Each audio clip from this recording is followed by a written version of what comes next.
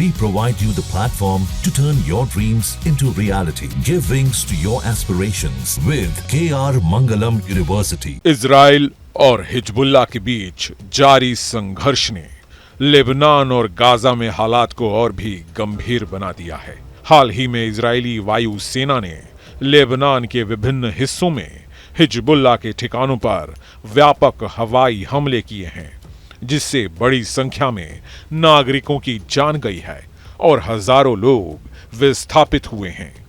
23 सितंबर 2024 को इजराइल ने operation northern Eros के तहत दक्षिणी और पूर्वी लेबनान में 1600 से अधिक ठिकानों पर हवाई हमले किए, जिनमें हिजबुल्लाह के हथियार भंडारण स्थल और कमांड सेंटर शामिल थे।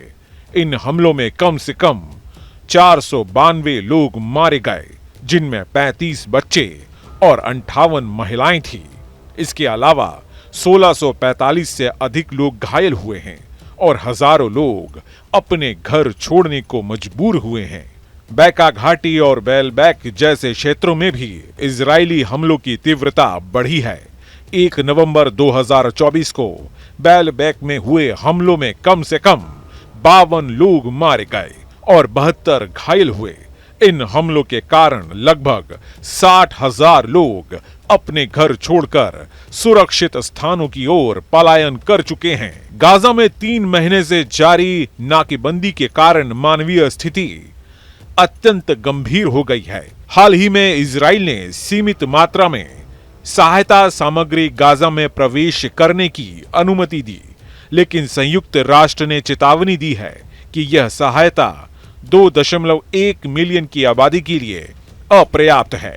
अल अवदा अस्पताल, जो उत्तरी गाजा में कार्यरत 2 अस्पतालों में से एक है, इजरायली टैंकों और ड्रोन हमलों से बुरी तरह क्षतिग्रस्त हुआ है, जिससे चिकित्सा सेवाएं बाधित हुई हैं। इजराइल की सैन्य कार्रवाई की अंतर्राष्ट्रीय स्तर पर आलोचना हो रही है।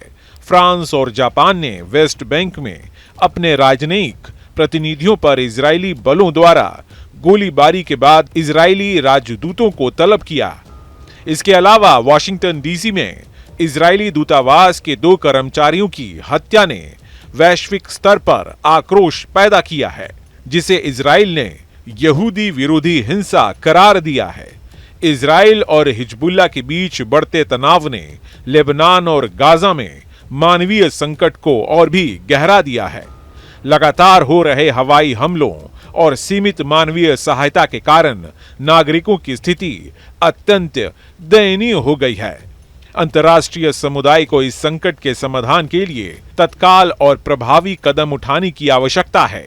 फिलिस्तीनी स्वास्थ्य अधिकारियों ने बताया कि बुधवार को जब लोग आपूर्ति आने का इंतजार कर रहे थे, तब हवाई हमलों और टैंक की गोलाबारी में गाजा पट्टी में कम से कम 50 लोग मारे गए। इजरायली सेना ने कहा कि हवाई हमलों में 115 ठिकानों को निशाना बनाया गया, जिसमें रॉकेट लॉन्चर, सुरंगें और अनिर्दिष्ट सैन्य बुनियादी ढांचा शामिल था। लड़ाई को रोकने के प्रयास विफल हो गए हैं, क्योंकि हमास, जो युद्ध को पूरी तरह समाप्त करने तथा इजरायली सेना की वापसी पर जोर देता है, तथा इजराइल जो कहता है कि हमास को निरस्त होकर गाजा छोड़ना चाहिए, दोनों ही पक्ष अपने रुख पर अड़े हुए हैं, जिसे दूसरा पक्ष अस्वीकार करता है। टीम न्यूज नेशन अब व्हाट्सएप पर खबरों की ताजा अपडेट के लिए न्यूज नेशन के इस QR कोड को स्कैन करें।